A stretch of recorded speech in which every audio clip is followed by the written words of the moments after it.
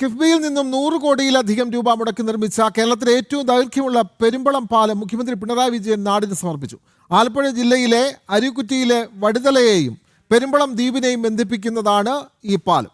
മുഖ്യമന്ത്രി പിണറായി വിജയൻ ഉദ്ഘാടന പ്രസംഗം നടത്തുന്നു. തത്സമയ സംപ്രേഷണത്തിലേക്ക്. ഈ പാലം സഹായകമാണ്. അപ്പോൾ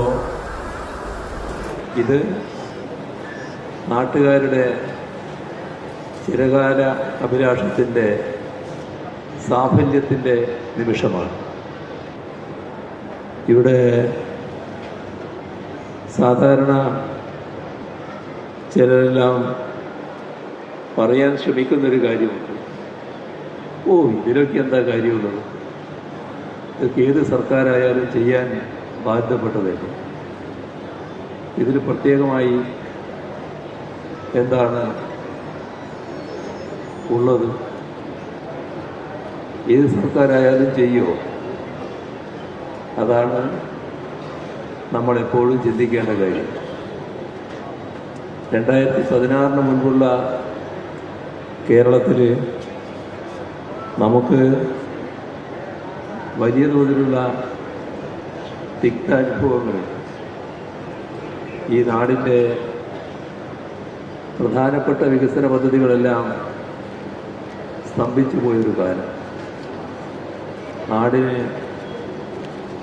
ഒരു മാറ്റവും ഉണ്ടാകില്ല. എൻ്റെ നാടിങ്ങനെയായിപ്പോയി, ഇവിടെ ഒരു പദ്ധതിയും വരില്ല എന്നെല്ലാം ആളുകൾ ശപിച്ചു കഴിഞ്ഞിരുന്നൊരു കാലം. അതിൻ്റെ തുടർച്ചയായാണ് 2016 LDF സർക്കാർ അധികാരത്തിൽ വരുന്നത്. ആ ശാപ അന്തരീക്ഷമേ മാറിപ്പോയി.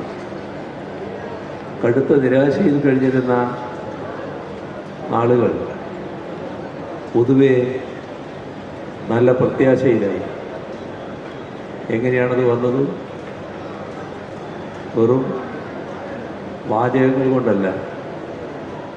നമ്മുടെ നാട്ടിൽ നടക്കില്ല എന്ന് കരുതിയ പദ്ധതികൾ, അതും വൻകിട പദ്ധതികൾ ഓരോന്നോരോന്നായി നടപ്പാകുന്ന നിലവുണ്ട്. ഇപ്പോൾ വിശദാംശങ്ങളിലേക്കൊന്നും കടന്നു പോകുന്നില്ല. 2016 നമ്മുടെ കേരളത്തിൽ നാഷണൽ ഹൈവേ ഏതെങ്കിലും തരത്തിൽ യാഥാർത്ഥ്യമാകുമെന്ന് ആരും കണക്കാക്കിയിട്ടില്ല. നാഷണൽ ഹൈവേക്കാർ പോലും കണക്കാക്കിയിട്ടില്ല. അവർ പോലും നാട് വിട്ടുപോയതാണ്. ഇപ്പോൾ നിങ്ങൾ കാണുന്നുണ്ട്, നാഷണൽ ഹൈവേ അതിവേഗതയിൽ പൂർത്തീകരിക്കപ്പെട്ടുകൊണ്ടിരിക്കുന്നു. ഈ വരുന്ന അടുത്ത ഏതാനും ദിവസങ്ങൾക്കുള്ളിൽ പ്രധാനമന്ത്രി ഈ നാഷണൽ ഹൈവേയുടെ പൂർത്തിയായ ഭാഗങ്ങൾ നാടിന് സമർപ്പിക്കുമെന്നാണ് കേന്ദ്ര മന്ത്രി ഗഡ്കരി അറിയിച്ചിരിക്കുന്നത്. ഇത് എന്തുകൊണ്ടാണ് യാഥാർത്ഥ്യമായത്? ആ അന്തരീക്ഷം മാറിയതുകൊണ്ട്. വികസന പദ്ധതികൾ നാടിനാവശ്യമാണ്, ജനങ്ങൾക്ക് ഒഴിച്ചുകൂടാത്തതാണ്. ആ ഒരു പ്രതിബദ്ധത നാടിനോടും ജനങ്ങളോടും ഉണ്ടാവുക എന്നതാണ് ഏറ്റവും പ്രധാനം. അത് ഇപ്പോൾ 10 വർഷമായി കേരളത്തിൽ ഭരണത്തിന് നേതൃത്വം കൊടുക്കുന്ന LDFന് വേണ്ടതിലധികമുണ്ട്. അതുകൊണ്ടാണ് ഈ പറയുന്ന ഓരോ പദ്ധതിയും പ്രാവർത്തികമായത്. നമ്മുടെ കേരളത്തിൽ ഇതുമാത്രമല്ല, നാഷണൽ ഹൈവേ മാത്രമല്ല, വളരെ കാലമായി മുടങ്ങിക്കിടന്ന ഒരു പദ്ധതിയായിരുന്നു ഗെയിലിൻ്റെ പൈപ്പ് ലൈൻ. അവരും നാടുവിട്ടതായിരുന്നു. കുറേ കാലം മുൻപ് തന്നെ 2016 ശേഷം ആ പൈപ്പ് ലൈൻ യാഥാർത്ഥ്യമാക്കാനുള്ള നടപടികൾ തുടങ്ങി. ഇപ്പോൾ എത്രയോ വർഷമായി ഗ്യാസ് ആ പൈപ്പിലൂടെ പ്രവഹിച്ചുകൊണ്ടിരിക്കുകയാണ്. നമ്മുടെ നാട്ടിൽ ഉപേക്ഷിക്കേണ്ടി വന്ന ഒരു പദ്ധതിയായിരുന്നു power highway, Edamon Kochi power highway. നാട്ടിലേക്കുള്ള വൈദ്യുതി കൊണ്ടുവരാനുള്ള ലൈനാണ്. ഉപേക്ഷിച്ച് പവർ ഗ്രിഡ് കോർപ്പറേഷൻ സ്ഥലം വിട്ടു. 2016 സർക്കാർ അവരെ തിരിച്ചു വിളിച്ചു ആരംഭിക്കാൻ പറഞ്ഞു. ഇപ്പോൾ ആ ലൈനിലൂടെ സർക്കാർ വന്നപ്പോൾ അവരെ തിരിച്ചു വിളിച്ചു പണി ആരംഭിക്കാൻ പറഞ്ഞു. ഇപ്പോൾ ആ ലൈനിലൂടെ വൈദ്യുതി പ്രവഹിക്കുന്നു. ഇതൊക്കെ നേരത്തെയുള്ള എതിർപ്പുകാർ നാട് വിട്ടതുകൊണ്ടല്ല, അവർ കേരളത്തിൽ തന്നെയുണ്ട്. ഒരു ഗവൺമെൻറ്റിൻ്റെ പ്രാഥമിക ബാധ്യതയുണ്ട്. ആ ബാധ്യത നമ്മുടെ പദ്ധതികൾ നടപ്പാക്കലാണ്.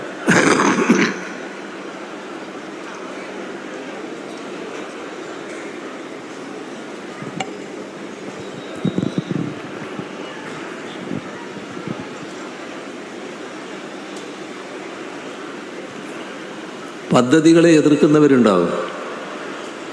ആ എതിർക്കുന്നവരുടെ കൂടെ നിൽക്കാനല്ല ഗവൺമെൻറ്. ഒരു പദ്ധതി നടപ്പാക്കുക എന്നത് ഗവൺമെൻറ്റിൻ്റെ ബാധ്യതയാണ്. ആ ബാധ്യത LDF സർക്കാർ നിറവേറ്റാനായി.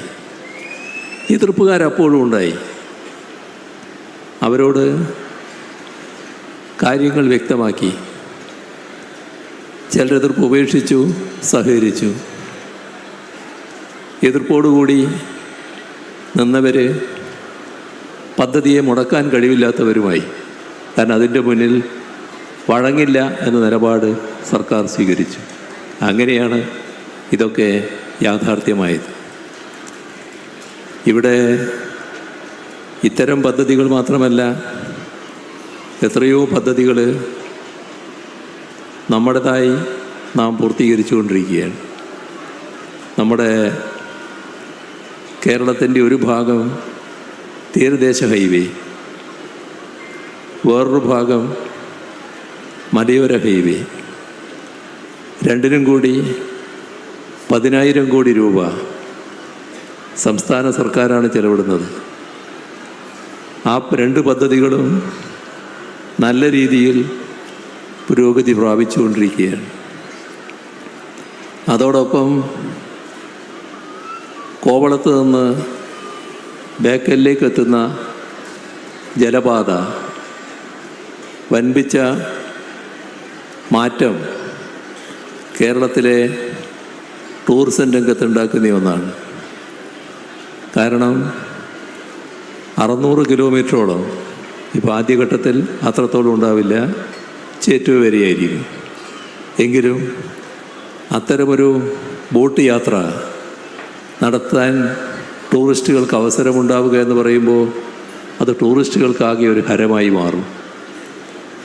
ഇവിടെ LDF സർക്കാർ അധികാരത്തിൽ വന്നതുകൊണ്ടും ആ സർക്കാരിനെ ജനങ്ങൾ തുടർഭരണം സമ്മാനിച്ചതുകൊണ്ടുമാണ് ഈ കാര്യങ്ങളെല്ലാം പ്രാവർത്തികമാക്കാൻ കഴിഞ്ഞത്.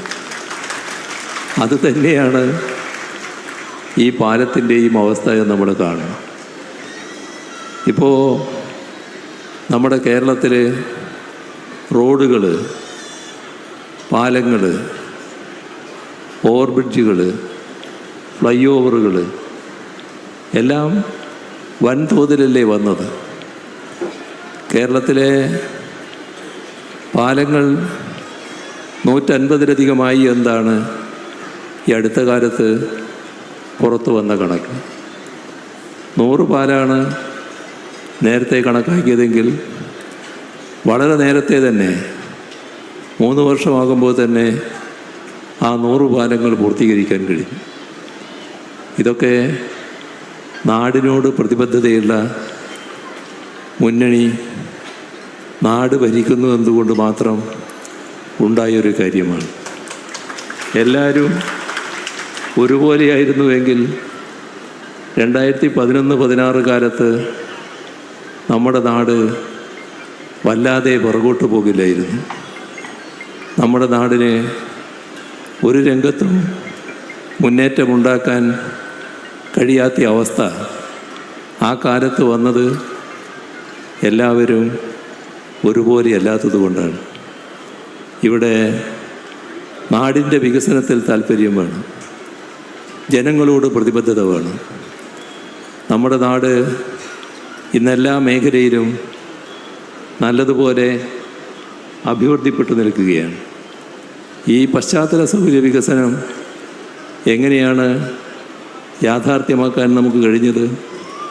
ഇവിടെ പറഞ്ഞു, കിഫ്ബിയാണ് ആദ്യം 100 കോടി രൂപ അനുവദിച്ചത് എന്ന്. ആ കിഫ്ബി 2016 LDF സർക്കാർ പുനർജീവിപ്പിച്ച ഒരു സംവിധാനമായിരുന്നു. എന്താ കാരണം? ആവശ്യങ്ങൾ പലതാണ്. ആവശ്യങ്ങൾ നിറവേറ്റാൻ നമ്മുടെ കയ്യിൽ ആവശ്യത്തിന് പണമില്ല. ആ പണം ഖജനാവിൽ കുറവാണ്. ഒരു സമാന്തര ധനസ്രോതസ്സ് വേണം. ആ സമാന്തര ധനസ്രോതസ്സാണ് കിഫ്ബിയിലൂടെ നാം കണ്ടെത്തിയത്. അപ്പോൾ പശ്ചാത്തല സൗകര്യ വികസനത്തിനായി കിഫ്ബി പണം ചെലവഴിക്കുന്നു. അത് നാടിൻ്റെ വികസനത്തിന് സഹായിക്കുന്നു.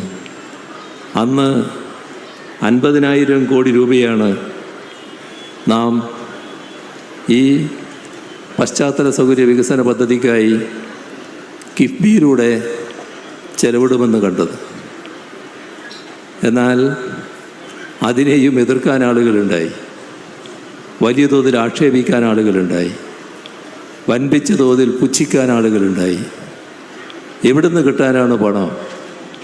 ഇതൊക്കെ ആളുകളെ പറ്റിക്കാനല്ലേ, മലർപ്പൊടിക്കാരൻ്റെ സ്വപ്നമല്ലേ എന്നൊക്കെ പറഞ്ഞ ആ ആളുകളുടെ എല്ലാം കൺമുന്നിൽ തന്നെ കിഫ്ബിയുടെ സഹായത്തോടെ പദ്ധതികൾ യാഥാർത്ഥ്യമാവുകയാണ്. 2021 5 വർഷം പൂർത്തിയായി. ആ 5 വർഷം പൂർത്തിയായപ്പോൾ നാം കണ്ടത് 50 അല്ല 62,000 കോടി രൂപയുടെ പദ്ധതികളാണ്. ഇപ്പോൾ 2026 പിന്നെയും 5 വർഷം പിന്നിടുന്നു. ഇപ്പോഴെത്രയാ? 1,10,000 കോടി രൂപയുടെ പദ്ധതികളിലേക്ക് എത്തിയിരിക്കുന്നു. എവിടെ നോക്കിയാലും അതിൻ്റെ സാക്ഷ്യപത്രങ്ങൾ കാണാം. സ്കൂളുകളായി, ആശുപത്രികളായി, റോഡുകളായി, പാലങ്ങളായി, ഓവർബ്രിഡ്ജുകളായി, ഫ്ലൈ ഓവറുകളായി, വിവിധ രീതിയിലുള്ള പദ്ധതികളായി ഇതെല്ലാം നാടിൻ്റെ മുന്നിൽ നിൽക്കുകയാണ്. ഇതെല്ലാം നമ്മുടെ സാധാരണഗതിയിലാണെങ്കിൽ ഒരു 50 വർഷത്തിന് ശേഷം പൂർത്തിയാക്കാൻ കഴിയുന്നതായിരിക്കും. അപ്പോൾ 50-100 വർഷം കൊണ്ട് പൂർത്തിയാക്കാൻ കഴിയുന്ന കാര്യങ്ങൾ ഈ പറയുന്ന 10 വർഷം കൊണ്ട് നമുക്ക് പൂർത്തിയാക്കാൻ കഴിഞ്ഞുവെങ്കിൽ അതിന് കാരണം നാടിനോടുള്ള പ്രതിബദ്ധത LDFന് വേണ്ടത്ര ഉണ്ട് എന്നത് തന്നെയാണ്. ഏത് രംഗമെടുത്താലും അഭിവൃദ്ധിപ്പെട്ടതായി കാണാൻ നമുക്ക് സാധിക്കും. നമ്മുടെ നാടിൻ്റെ ഓരോ രംഗവും ഇപ്പോൾ വിശദമായി പരിശോധിക്കാൻ ഞാൻ പുറപ്പെടുന്നില്ല. ഏത് രംഗമെടുത്താലും കാണാൻ നമുക്ക് സാധിക്കും. വിദ്യാഭ്യാസ രംഗം, അത് പൊതുവിദ്യാഭ്യാസ മേഖലയായാലും ഉന്നത വിദ്യാഭ്യാസ മേഖലയായാലും വലിയ തോതിൽ മെച്ചപ്പെട്ടിരിക്കുന്നു. നമ്മുടെ ആരോഗ്യരംഗം രാജ്യവും ലോകവും ശ്രദ്ധിക്കുന്ന അവസ്ഥയിലേക്ക് നമ്മുടെ ആരോഗ്യരംഗം മെച്ചപ്പെട്ടിരിക്കുന്നു എന്നാണ് കാണാൻ നമുക്ക് സാധിക്കുക. ഇതെല്ലാം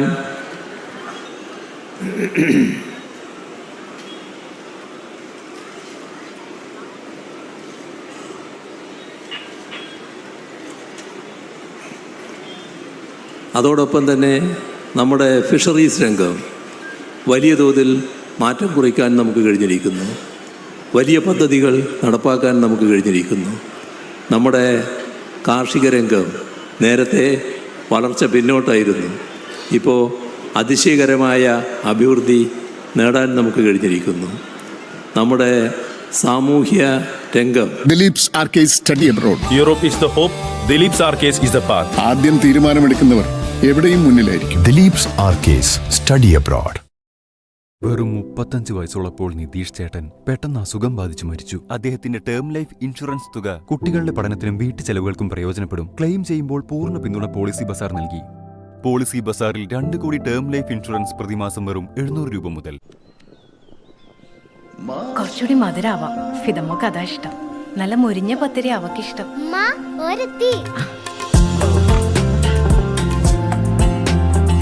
ഹായ്, ഇത് ഉമ്മുമാക്ക്, ഇത് മൂത്തുമാക്ക്. ഈദ് മുബാറക്. ഇത് മോൾക്ക്. ഈദ് മുബാറക്.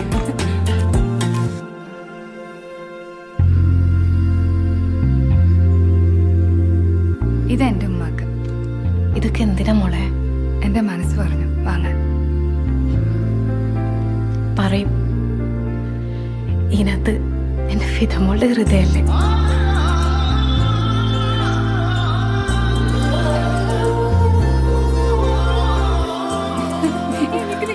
എങ്ങനെയുണ്ട്? എല്ലാരും മൊഞ്ചായിണ്ടല്ലോ. ഈദ്, ഇത് ഹൃദയത്തിന്റെ ആഘോഷം.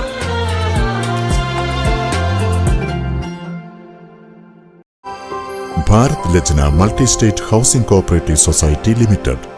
2016 LDF സർക്കാർ വന്നുകൊണ്ടല്ലേ ഈ തരത്തിലൊരു പാലം യാഥാർത്ഥ്യമാകുന്നത്. അതാണ് സർക്കാരിൻ്റെ പ്രത്യേകത.